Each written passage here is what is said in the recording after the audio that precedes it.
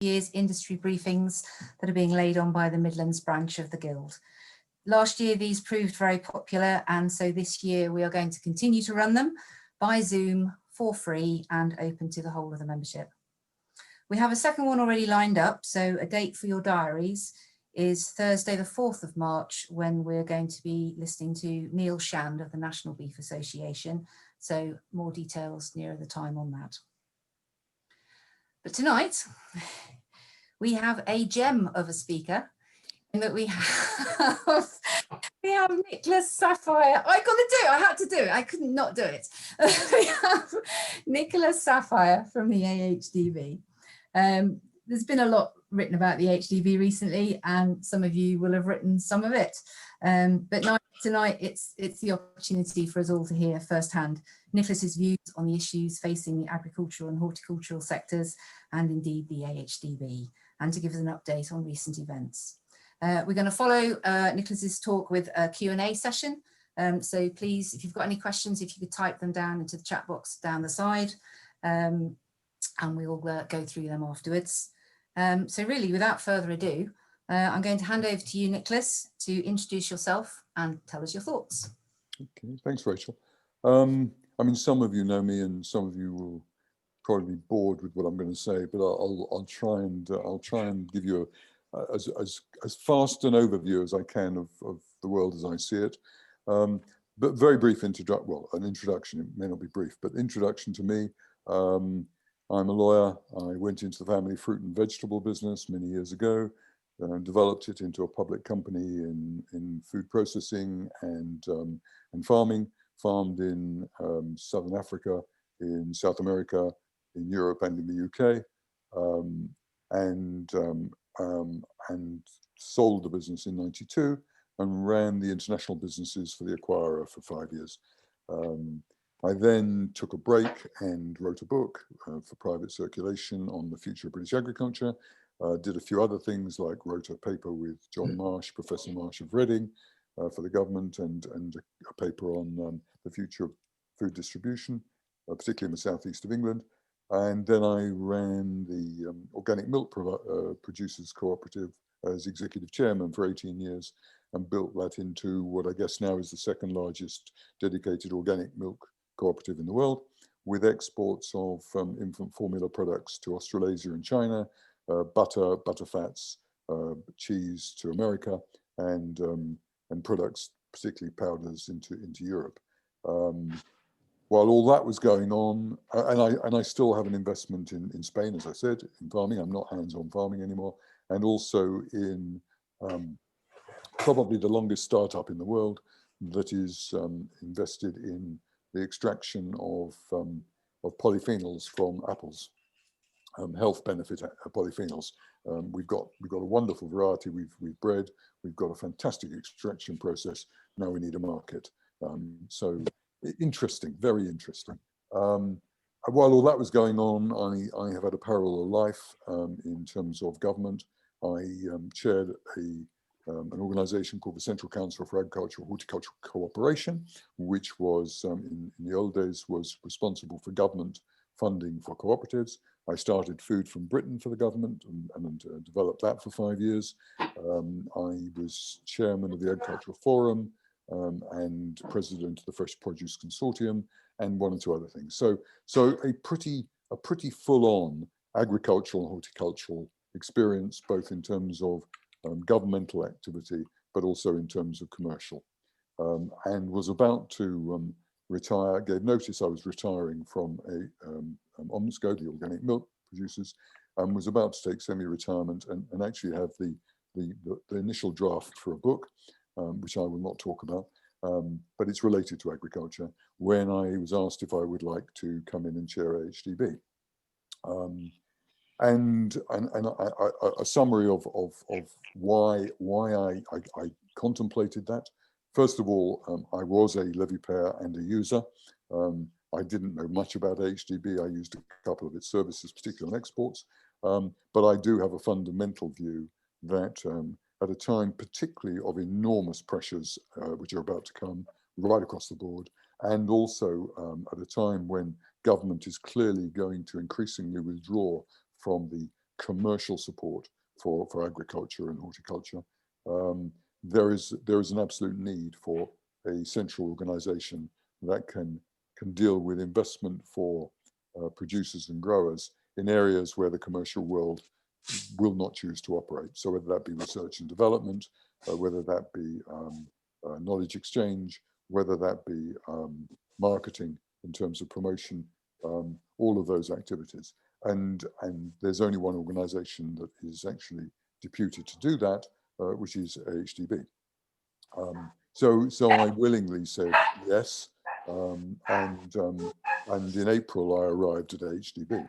I arrived at a time when the request for views, which some of you may know about, DEFRA launched a request for views some 2.5 years ago from levy payers as to how they saw the future, and they took 2 years to process the response. And I knew what the responses were, but it took two years, and that response was published just as I arrived, and I'll talk about that. I walked into COVID-19, and AHDB had previously, 8 weeks before, had a fire which had taken the whole headquarters out at Stoneleigh. So people were already working from home, and so COVID-19 meant that reinforced the need for everybody to work from home. And that was an interesting baptism into an organisation that required changing, not just because of request for views, but because it does need changing, and then faced up pretty quickly to a demand for a ballot from the horticulturalists and the potato growers. So pretty full on, quite interesting time. Let me just tell you what I found, and then some of the results, some of the change programs that we're going through. I found an organisation that was populated by some extremely good people, and I really mean some extremely good people. I would employ immediately in a commercial environment or in any organisation that I was involved in, particularly on the technical side, but also on the market information and marketing side. However, the bureaucracy caused by 12 years of trying to bring together what were the traditional levy boards of the Potato Marketing Board and the Homegrown Cereal Authority and all of those, all into one organisation, but without addressing the fundamental organisational issues and challenges to do that, had left the organisation with lots of silos, lots of bureaucracy. It is a non-governmental public body, so it has to answer to all of the requirements of such an organisation, which means it has automatically got a bureaucracy within it, but to a great extent compounded by the silo activities. And I think with a general view by many levy payers that it was a top-down organisation that didn't listen, in some sectors didn't listen to the levy payers and didn't respond, and was not delivering good value. But I have to say, when I got into the organisation, I did find a phenomenal amount of good work, and we'll talk about that in a minute. And we weren't publicising it. We were not. I mean, it was being used, but it was not being used nearly as much as it should be, and it was not being publicised to the levy payers well enough. So there was a lot of levy payers who had no idea what we were doing. They just knew that their agronomists or other people were giving them advice, much of which came from AHDB, was never badged. It was never demonstrably coming from that investment. So that was the initial arrival. The next thing that happened was crisis management. So we had I had a call to go to DEFRA. The NFU and DEFRA were in discussion about the disaster of the loss of the hospitality industry, that milk was being poured down the drain, and the NFU were demanding £35 million compensation, and DEFRA were saying, we don't have any money, and what's the evidence? And we were asked to provide the independent evidence, which we did very, very quickly, because we have a superb information team, and they worked with Dairy UK, which is the organisation that represents the processors. We got the regulatory authorities to drop some of their control systems around what information could be shared. And within 2.5 weeks, we had a full picture of what the volume of milk was coming forward, what the capacity was around the country in terms of the different types of processing, what we needed to do if we were to avert a disaster. And that was a mix of promoting liquid milk, particularly because there was bottling capacity, and at the same time getting farmers to recognise there was no need to and no sense in producing milk uneconomically by pumping the tail of the cow with lots of inputs to produce for a market that wasn't necessarily going to be there for them. We put together a marketing campaign which followed on the previous milk campaign that we funded. We got DEFRA to co-fund, Scotland, Scottish Government, Welsh Government and the industry to co-fund. And we had a campaign which was extremely successful. We partnered with Mind, the charity, and it was really focused on people at home and the opportunity to drink tea and to use it as an opportunity to relax. And it really lifted the sale of milk, and we averted the crisis that then took place on the continent and in America. Classic example of how the industry could work together if it really had a crisis. We then went on to the issues about beef carcasses, where because of a loss of hospitality, prime cuts, which normally are sold through restaurants, were being minced because that's what people wanted at home. And we were importing Polish mince to supply the market for retailers because everybody was eating mince. We put together a campaign which gave people both, in a way, the encouragement to enjoy the opportunity, but to boost decent eating at home and spoiling themselves. And we lifted the sale of prime cut red meat dramatically, and beef prices have been extremely good, again, unlike other places. And then that went on to lamb and one or two other things. So enormous, and we're at the middle, we just launched, starting this week, a campaign to balance the information around about veganism, and it is not a promotion campaign that seeks people to eat more meat or anything, but it does actually demonstrate the benefits of a balanced diet. It's called Eat Balanced. It's been on television, it's in The Guardian, it's on social media, and the results are pretty good. I would just say, actually, just on that one, by the way, a lot of farmers are getting some real vitriol at the moment, and are extremely depressed by some of the attacks that have been taking place on individual farmers online during this process. But actually, the whole program, the Eat Balance program, is sensible. And things in the fridge. Cigarettes and alcohol. No, we don't need to sing. That's pretty good. Somebody's enjoying themselves, or okay. I'll try and keep going. And so I think that there's been some interesting stuff on marketing. We've launched the Change program, and that is about changing the whole way in which the organisation is structured. Instead of having 12 years of effectively fixed levies, we are going forward on the basis of what is going to be called zero budgeting. So we will be seeking to put together a construct with levy payers where we can determine with them what programs are wanted by sector. We can then cost that transparently and openly, and that will determine what the levy ought to be in that sector for the next period of time, whether that be 3 or 5 years. And it will be a moving levy because it will reflect what's needed rather than a levy that's fixed over a very long period of time and is then spent. And to do that, we need to share with levy payers the co-designing of the structure that really gives levy payers engagement. And there are plenty of good examples, such as in Australia and New Zealand, where that works extremely well. So a lot of change coming into that.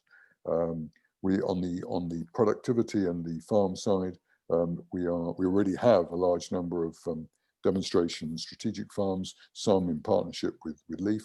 Caroline can talk about that, which are really very interesting. And one of the lessons from COVID-19 is that if we had, let's say, 100 to 150 people at best on a farm walk to look at things that are going on, today we are hitting averages of about 1,000 on real time or on catch up. So big opportunities around that, big opportunities around information and data, where we're going to focus much more on the future of setting protocols and opportunities for the use of data. we are in partnership with DEFRA on a thing called the Livestock Information Programme, which is about to finish its initial launch, and will be an all-encompassing digital information flow, initially for sheep, then for beef, and then for pork, and we will plug into that, and we will use that information to help improve farm profitability. So a lot going on, and then to address and by the way, on all of that, there will also be a 5-year ballot, as I said, which will allow farmers to have their say on the future of AHDB, but also on a much more nuanced approach, not simply a yes/no on the levy, but also on programs and levels of comfort and satisfaction. So a lot going on, a lot of change, all coming in at a time when it's all being done remotely. So quite exciting, quite exciting. And the general response, I would say, across the consultation so far has been almost universally, from those who have responded, has been positive about the change, positive about the governance restructuring, with the caveat that you've now got to deliver it, which is fine. I mean, that's part of the process. And then the elephant in the room, which is the 2 ballots which are immediate around horticulture and potatoes, because our constitution says that if more than 5% of levy payers by number want a ballot, then they should have one. And we had 8% of horticulturists and 8% of potato growers ask for a ballot, and that will now take place. And we will see how it goes. I think my own view on that is that it's been good news. It's made AHDB address a lot of the outstanding issues. There is a lot of disinformation now, which we have to deal with, such as if you vote yes, you'll have to pay a ballot, you'll have to pay a levy for the rest of your life, which is totally untrue, or such as 40% of your levy goes in overheads for the fat employees at Stoneleigh, which is equally totally untrue. But you have to deal with that. This is a world of disinformation. And unfortunately, if I can address you guys, some of you who are journalists, there's a lot of sloppy use of information as well that's circling around. And I've just dealt with a journalist not on this call, but in a part of the country north of the border, his questions were totally based around the information he had received from one of the key petitioners, and it was full of serious disinformation. And so I'm all for an open conversation, but it should be around solid quality information. And I think that generally this is a time when every organisation has to look at itself, has to look at the challenges, and has to adapt. And I think we're in the middle of doing that. So that's a canter, and I'm sorry for that. But I would just make one other point. I think outside of HDB and outside of the points I was making, and that's just an overview of British agriculture and the way we're going. I mean, clearly, you will know as much as I do that we are going to enter a new world where government will increasingly withdraw from classic farm support, that will move into a different mode. It will not be the same amount of money long term, but it will be a different mode, that commercial, productive food producing in the country will have to find much more its own future, which horticulture has had to do anyway, but have to find its own future. There has to be serious concerns long term that if we are to have a truly viable commercial farming sector in this country, the whole industry has to look at itself honestly with a mirror. So, for example, in many sectors, investment in agriculture, particularly post-farm, has been about extracting profit out of the supply chain. A good example of that is the dairy industry, where we have invested heavily from Germany and Scandinavia in bottling plants to produce milk, now over capacity. We have virtually no capacity in this country in terms of things like quality infant formula production or demineralized whey. There's only one plant in this country. In my old world, we had to send our whey to Germany to have it demineralized. So that's just crazy. If you take the opportunities that there are in the world, they are real. If I say, for example, Ireland owns the second largest butter brand in the United States, 35,000 tonnes a year of butter into the States from Kerrygold. If you look at the exports of cheese from France, Germany, Holland, each one of them somewhere between 25 and 35 billion. We actually export 900,000, yes, just under 1 billion of cheese. So real opportunities around that. If you take our beef exports, AHDB, for example, funds the commercial councillor in Beijing. We have a good market now for pork, a growing market for beef.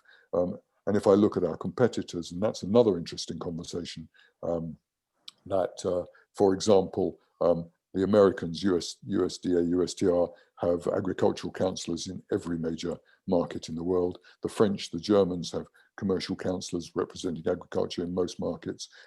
We have one that we fund in Beijing, and DIT have just trumpeted that they put one in for the Middle East. There is a real issue around whether government will come to the table in helping us to truly promote exports, as they said, and who pays for the work that needs to be done, and should it be just levy payers. There is also the whole issue around where we are going to go in terms of innovation. And if you look at the amount of money that government spend on innovation generally in this country in terms of funding, agriculture has a pathetic share of it. Partly our own fault for not actually accessing it, but there is an enormous real wake-up call now to British agriculture and horticulture to plug into the real world and get on with it. So I hope AHDB will play its full part in that whole transition that we're going to go through in terms of creating a very successful agriculture and horticulture industry that can meet the opportunities. So I think Rachel, that was, and I apologise for the canter, but that was no, I think it needed to be a canter, didn't it? Well, yeah, okay.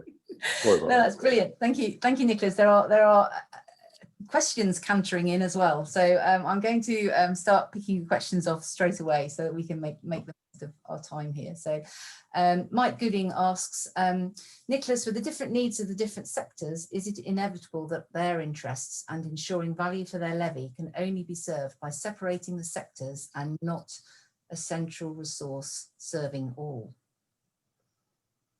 Yeah, that's a really interesting question. I would say that we have got to be much more focused in where we spend, and yes, more of it has got to be not just in the sectors, but in the like crops within sectors. So, for example, we should not have the same levy for field vegetables as we have for example, top fruit and soft fruit. Their demands are totally different, and therefore that should be dealt with in terms of a different set of programs and different levies.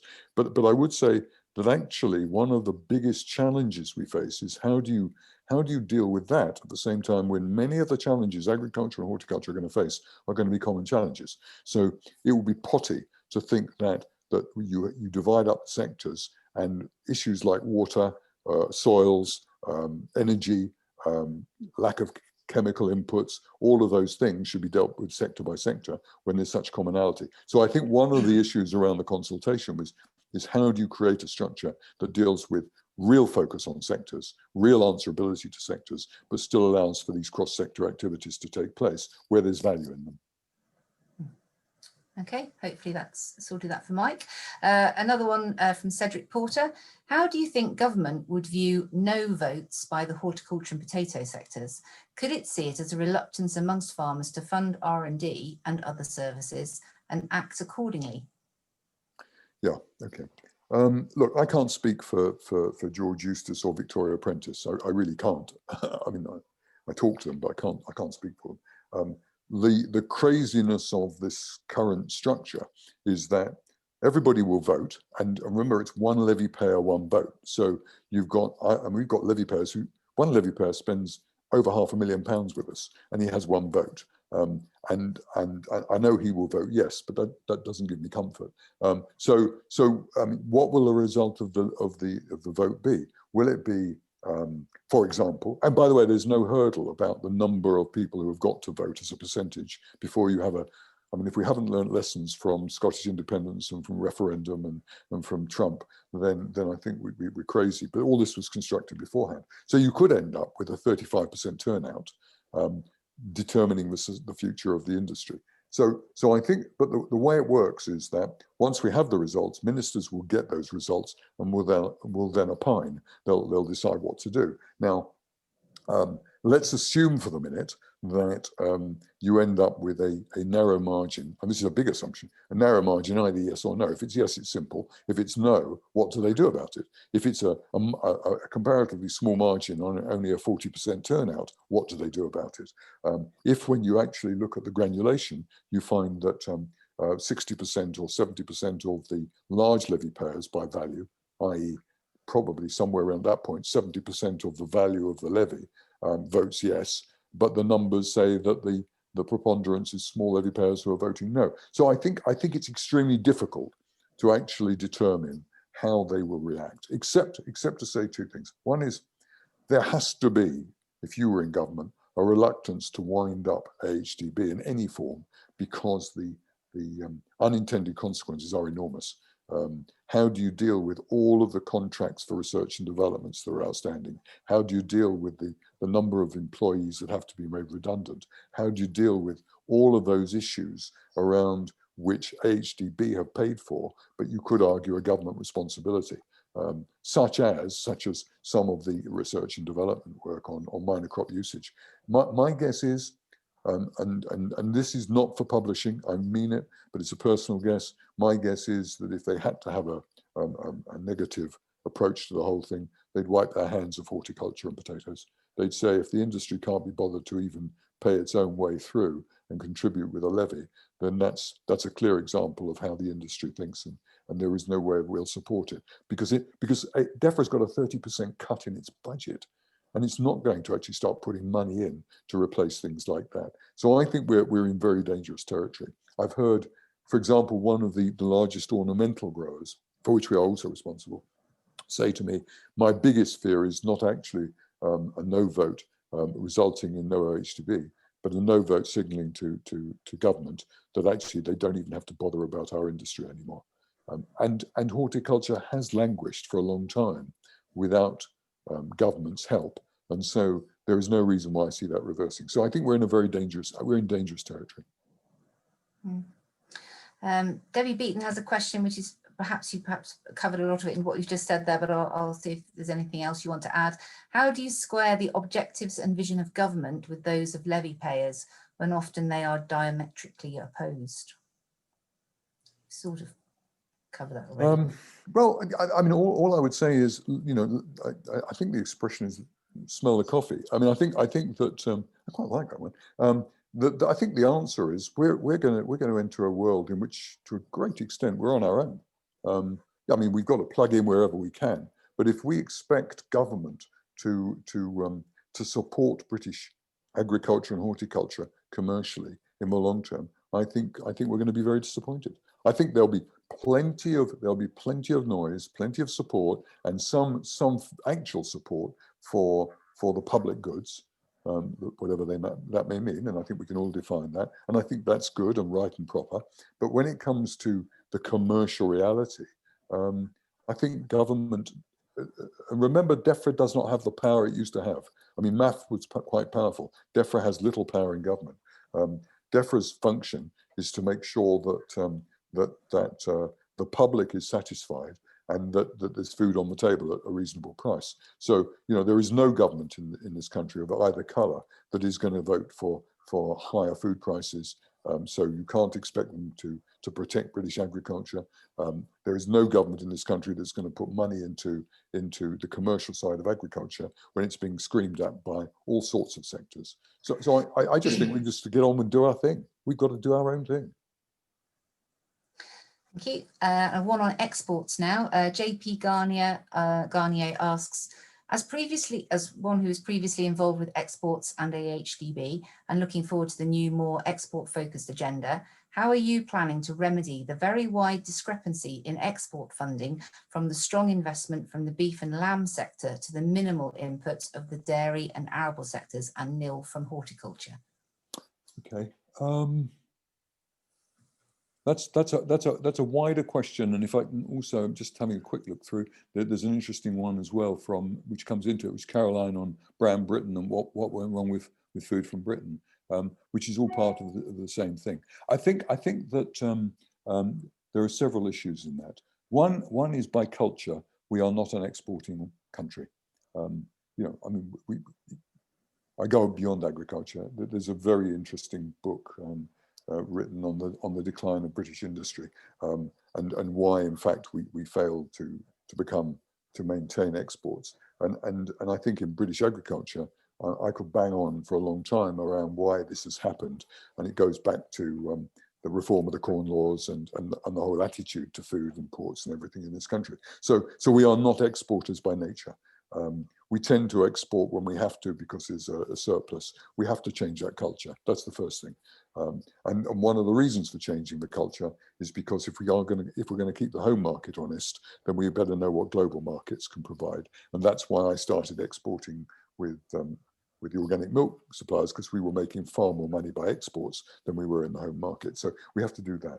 We have to actually engage with the whole supply chain and industry to make sure that the people who invest in our industry don't look at it just as being an investment for the home market. For example, too much of our dairy industry is focused, as I said, on extracting profit out of the UK. For example, if you take Muller, if Muller have an export order, it won't come from the UK, it'll come from Germany or it'll come from somewhere else. So we've got all that to deal with. But there is an export opportunity. There is a real export opportunity. We have to actually support particularly SMEs where we don't have a strong history in this country like the Germans. We have to recognize that they do need support in getting into markets.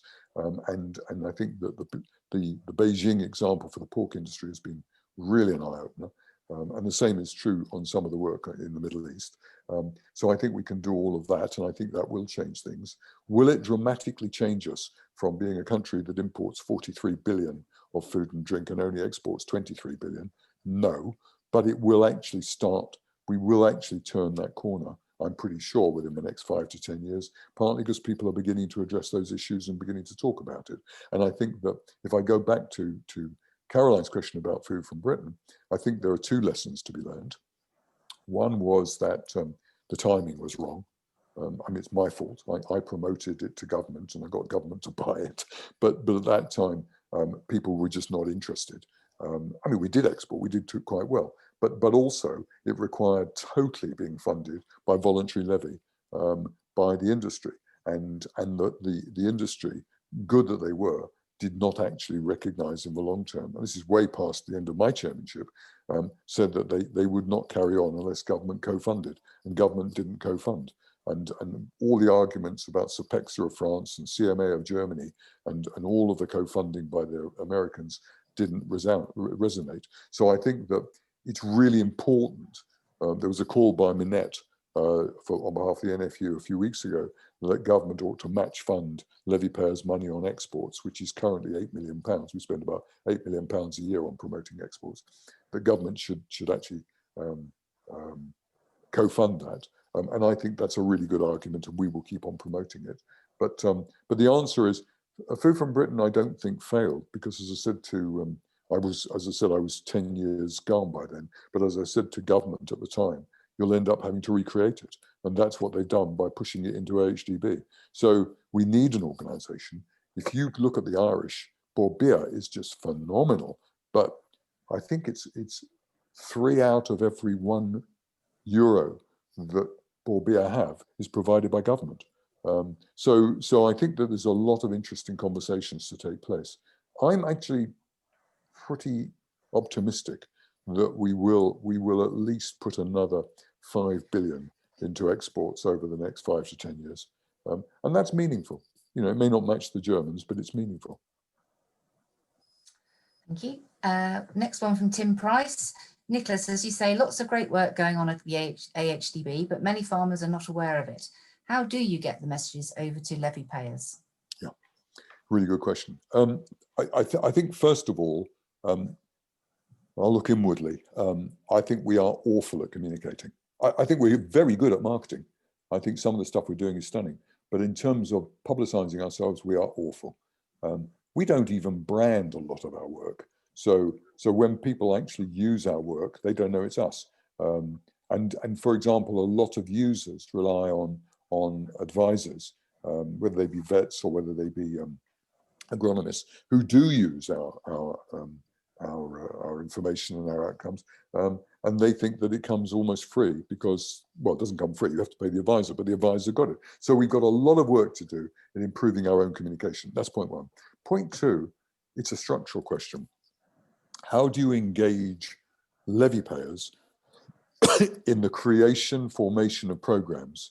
Because if you do that, more of them will become engaged and use those programs. And that's what the current consultation is going to be about. How do you actually get engagement? And if I give you an example, in Australia, they've developed, and we're looking at it now, they've developed a really good digital unit where levy payers can actually score proposed programs before they're adopted. So you can see, for example, online, that, if you like, 52% of levy payers who voted think that more money spent on climate change is really important. And I think that whether you adopt that in total, whether you allow a populist type approach like that, all I would say is it produces engagement, and we need to produce that engagement. It's no good shouting at people and saying you're not listening.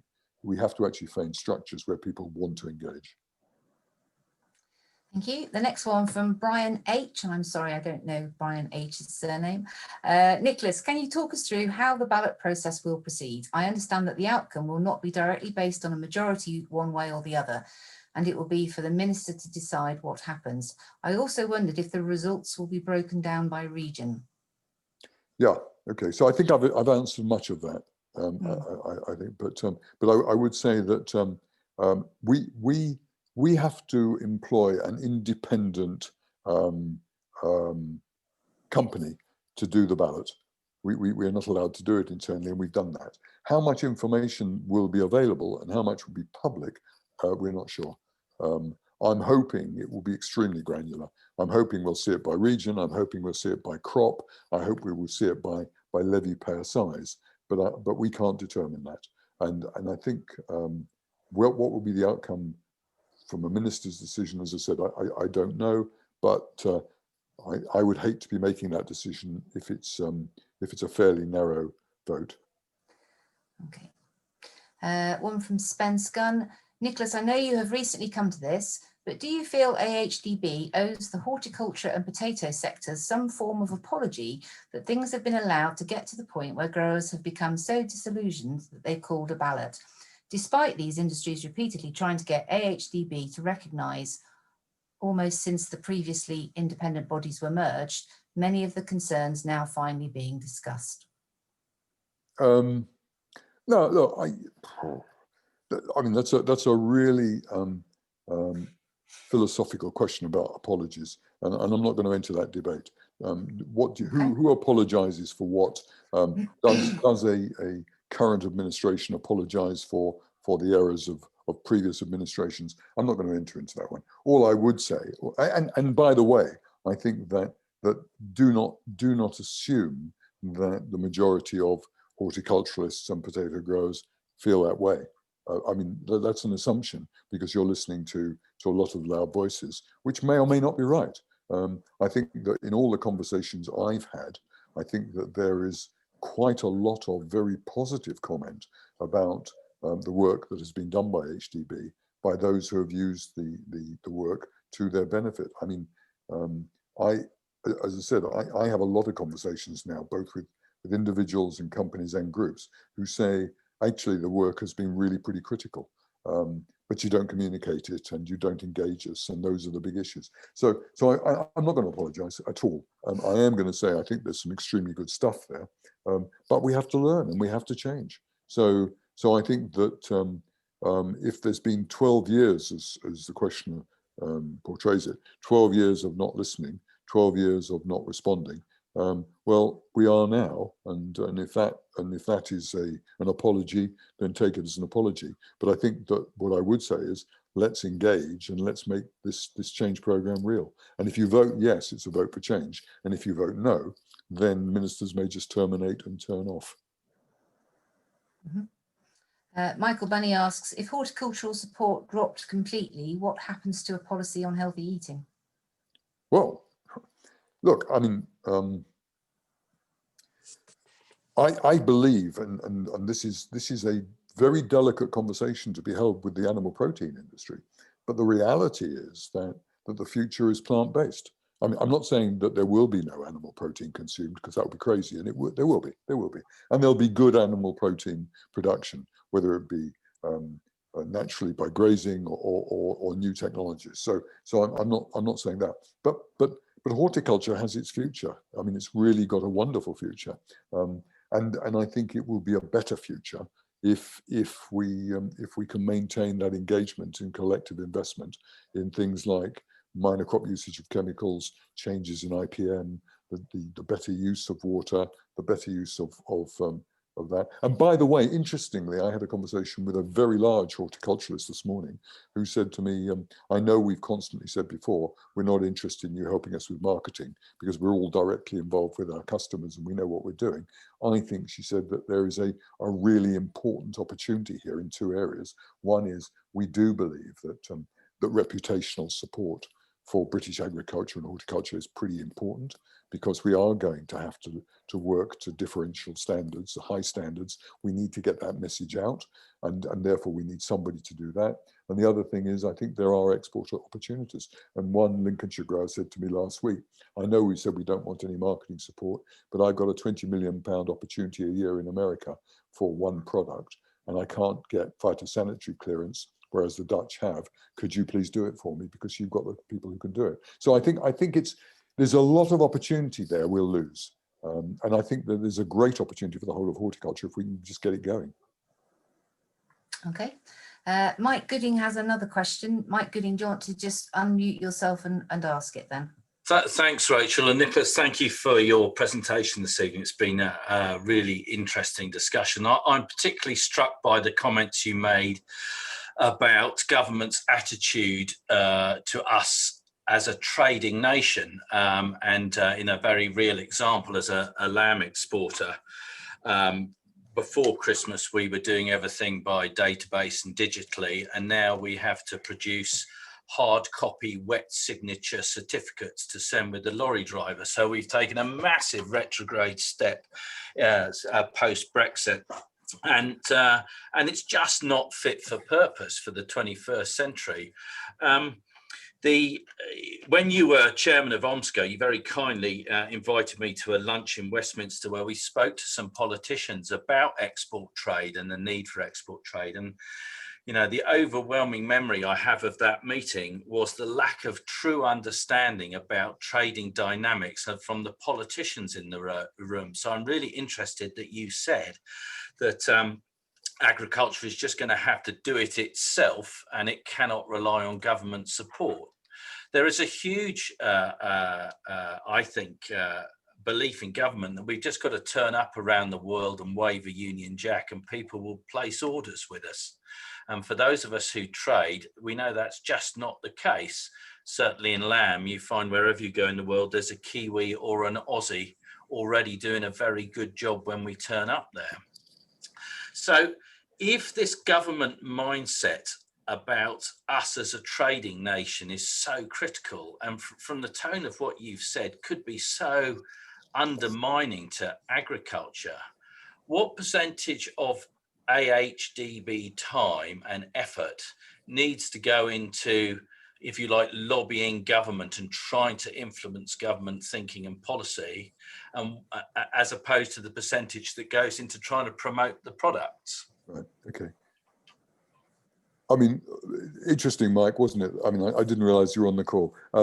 Interesting, that session at Westminster was me trying to get a group of people together to raise the profile. And I think that I will continue to do that. And I think in AHDB, we need to have an export group of people who are going to work together on that particular area. That's a really interesting area. And as for, by the way, as for your paper, the paper comment, I mean, it's mad. I'm sorry. I've been on meetings today with the BMP, the Abattoir Association, plus with AIMS, which is the small auction abattoir people, and I've also been on Zoom conversations with the NFU. I mean, look, this is not about me doing everything, but at the moment I'm doing everything. I'm getting involved in everything because I want to understand what's going on. But the team are very good and they're right behind me on that. So this is not me doing a one-man job, but it really is. I'm engaging and I'm bringing the team to engage, because you're absolutely right. We have to move into a different mode. And I mean the horrendous stories coming out of trying to export animal protein at the moment are crazy. And actually, before you get onto a particular concern about sheep or me about beef or pork, if you are a food manufacturer with multiple sources of raw material in your product, and if your market is in Europe or Northern Ireland, you are stuffed. I mean, it's really horrendous. This deal is and I'm not being political now. This deal is full of enormous bear traps, and so that's a fact. That's a fact.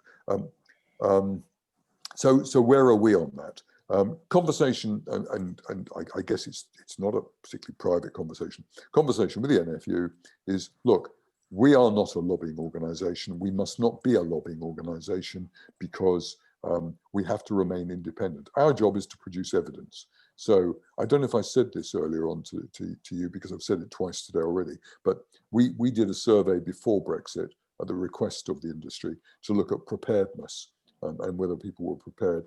We are now just today starting a second survey on the repercussions and the evidence of how difficult it is. And I don't mean just now this week. I mean what is actually going to become hardwired into the long-term structure, because we're not going to go digital for a very long time, and we are going to be about paper, and we are going to be about paperwork that has to identify on groupage every single part of the load, and it's horrendous, but we need to do that. So our job is to produce evidence. Our job is to produce recommendations for change, and I think it's really for the NFU and as I said to Ames this morning and BNP, it's for you to then lobby. Our job, I think, is to try and create an environment in which both the information is there and the support is there to make the exports. And your point is absolutely right. If I take, for example, a pre-EU deal conversation, well, if we don't have the sheep opportunity in Europe, then we'll have an opportunity in new markets like America. So here we are. Importing 100,000 tons of lamb a year, exporting 100,000 tons of lamb a year, the bulk of which goes to Europe, and then saying we can break into the American market if we can get rid of the scrapers regulation. And that market is already fully supplied by Australia and New Zealand. New Zealand producing lamb at home at about half the price we can. So, you know, get real, absolutely. And is there an opportunity? Absolutely there's an opportunity, but it's going to be about speciality. It's going to be about being clever. In our case, and it's another big debate, the big opportunities around halal killing, fantastic marketplace for us. Now, whether ethically that's sustainable or not, we'll have to see. But I think that whole export drive has got to be central to the way we work. Now, I think it depends on which sector you're in, and that goes back to the issue. So if you're in the beef and lamb sector, it's absolutely critical. If you're in the pork sector, it's even more critical. If you're in the dairy industry, it's a very nice to have, because it gives you an alternative market, particularly for cheese and stuff like that. If you're a horticulturist, it's pretty marginal, and I understand that. So I think that we actually have to recognize that there will be sectors that will want to invest, co-invest in export, and there'll be sectors that won't. And we have to create a structure we can do that. And actually, we have to be much more flexible and fast on our feet. So I said to the Lincolnshire farmer who wanted to export this product to America, sure, we'll help you. You'll have to pay a fee to the organization, because we've got teams of people working on this, but your levy group doesn't want to pay anything, so you'll have to pay a fee. And he said, fine. And I think we've got to be much, much cleverer about not just being levy payer based. In Australia, I can't remember the number, but something like half of Australia's fund comes out of non-levy payers. So I think there's lots of ways of going in the future. But direct answer to your question, for me, exports become really important, particularly around the animal protein world. Thank you. Thank you, Nicholas. We've got just one person with 2 questions left. So it's Caroline, please go ahead. Thank you very much indeed. So Nicholas, I've got two questions for you. Meat and livestock are really very efficient in this area, as you've just highlighted about, you know, how hungry they are for markets. They map priority countries for export. And as you say, you know, AHDB has very strong market analysis. I know, you know, I'm married to a dairy farmer. It's one of the areas that my husband really values, that market analysis. What do you think the winning markets are for the UK? You know, which are the priority countries that we really should be going to? And the second question I have for you, and you've sort of talked about government, you've talked a little about collaboration, and but we do need to develop a new trust model. It was something that Dame Glenys Stacey highlighted in her report back in 2016 about sort of government. It was that private-public partnership, and I actually would argue it should be private, public, and NGOs in that area, with this whole area of earned recognition, etc. You know, what do you think that model looks like, and where do things like private standards, obviously Red Tractor, but also Leaf Mark, RSPCA Assured, and Soil Association fit with something like that? Wow. Okay, Caroline, you know, I mean, we will always have long conversations, and I think what Leaf does is absolutely stunning, particularly in horticulture. And I think the interesting thing about Leaf is the way it's actually gone global. I mean, in the sense that it actually has stretched out and does understand the reality. So, and by the way, I've been banging the drum about more strategic and mentor farms together, but that's another issue. No, what I was going to say. Okay, so where to start? I think. I also chair a food and drink sector council group, which has just been formed, called the Transition Group. And originally it was put together. We have the Food and Drink Sector Council has an export group and a sustainability group, and lots of stuff going on. The Transition Group was actually to look at really essentially the problems facing us in Europe if we didn't have a deal, or even if we did have a deal, what were the problems? And the group immediately said, we've got to go further than that. We've got to look much wider, and we've got to look at some of the foundational problems we have. It comes to your question in part, Caroline. One of the things we tend to do, in all of us tend to do, and we do in our industry, is we come up with mantras and directions of travel as if they are simplistically deliverable and right. And I'll give you one: productivity. Everybody buys into the productivity mantra. What we ought to be doing is improving our productivity. We're bad on productivity. We were good on productivity until 1985, and then we've gone backwards on productivity.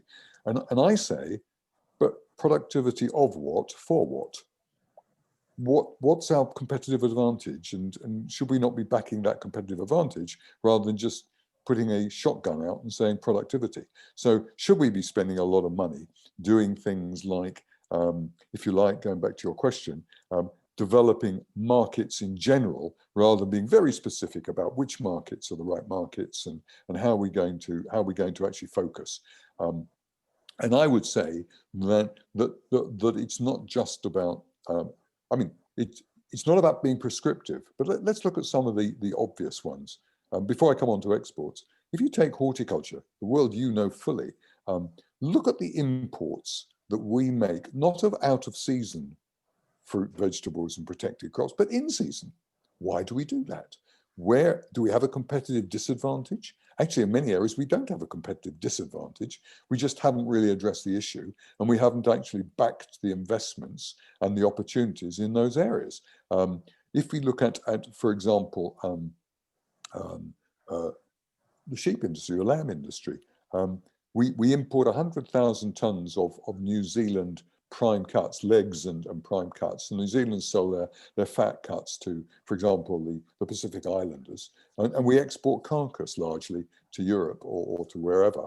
And we don't actually create added value. Now, I'm not sure how much added value we can create, but for sure we can do better than we're doing in actually making sure that this market actually gets a better offer from the sheep industry, whether that be because it's more consistent, whether that be because it is differentiated and offering something that the consumer wants. I think we have to look at the home market. I mean, the low hanging fruit is the home market, and with imports that is as enormous as they are, we ought to be able to do something about it. Look at the imports of cereals, and it's about improving. Can we produce a harder wheat? Can we produce a milling wheat that actually allows us to produce more of our own bread? It's all of those things. When you look at it, so I think that for me, we shouldn't be distracted too much by saying we've got to focus everything on exports. We've actually got to say there are home market opportunities. What are they? Where are we? Are we able to really see a competitive advantage? And where we can't, where there's no competitive advantage, it's inevitable. Let's accept that. Let's not just keep on pumping money into it or persuading farmers that it's a good thing to be in that area. Let's be honest about it. It's difficult, but let's do that. In terms of exports, I think it's not simple. It's not about there are specific markets that are absolutely prime markets for us. I think there are good markets for different products, and there are fragmentation within markets that are particularly interesting. So, for example, we've said it before. Or I've said it before, a focus on the American market, believing that's going to solve a sheep problem. I think there's a real opportunity. I think if we can get the regulators to accept that scrapers is not a human health problem, and that therefore we are able to go to America, I think the East and West Coast has real opportunity, as does the dairy industry in America, as does funnily enough, I think our beef industry. But funnily enough, I think we've got lots of other small opportunities, because the East and West Coast is not a necessarily price-conscious market. It's a market of where diversity and interest is rewarded. If we look at China, you could say, well, look, that's the big opportunity, and look what's happening with pork. I have big worries that China will switch us off and go somewhere else, and I've been through that. We were heavily dependent in my previous world for China on infant formula, and they turned around from one day to the next to actually stop the market, and we were left hanging. And so I think that we need a balanced view, but China is really important. I think the whole of the CPP, the whole of the Trans-Pacific Rim has got phenomenal opportunity for us in terms of being really clear as to what our offer is. And our offer has to be not to try and take on commodity. It has to be actually really being much more speciality, and that, I don't mean niche, I don't mean small business, I mean really developing environmental and sustainable opportunity, which is clearly defined and shown. All the things, for example, I mean, not to suck up to you, Caroline, but Leafmark has a wonderful opportunity to demonstrate in overseas markets just what the standard really is, and that allows you to take the battle into the field in a very different way. So I think that there's no immediate simple answer. I think it's granular, but I think that I'm saying that we have to go through an exercise where we have to map out what are the real competitive advantages we have, and what are the markets that we should be going for. And so just to end this one about AHDB and information, we did a really good piece of work in November around what an American trade deal would look like.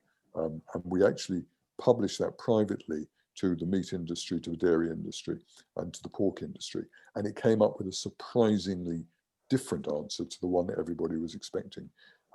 Everybody was saying this is going to be a disaster for beef in this country. If you have an open free trade agreement with America on beef, it's going to be a disaster.